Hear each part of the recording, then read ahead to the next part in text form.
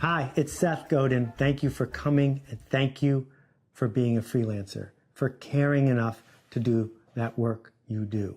I love being a freelancer. I've been a freelancer for a long time, and I probably do it for many of the reasons that you do it. The first one is it's a chance to do great work. Not because we're told to do it, but because we can do it. Number two, it gives us a chance to be free, to make our own choices. Number three, it makes us responsible for the work we do because we chose to do it. Number four, it lets us make a living by making a difference. And number five, regardless of where we come from, if we choose, it gives us a chance to become a professional.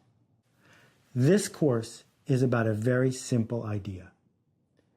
Being generic is a choice. If you are generic, a cog in the system, you will always be struggling to get paid fairly, struggling to get new clients, struggling to have the freedom to make a difference.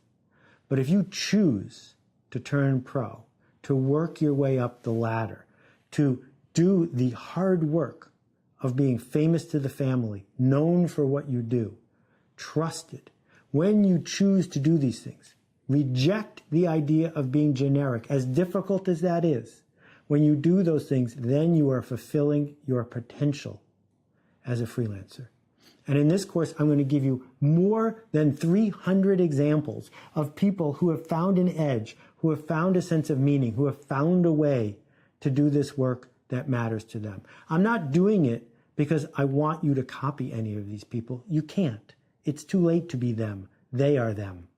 I'm doing it because I want to batter and undermine that voice in your head, the one that's been told that you must fit in, the one that's been told that you should be ever more generic.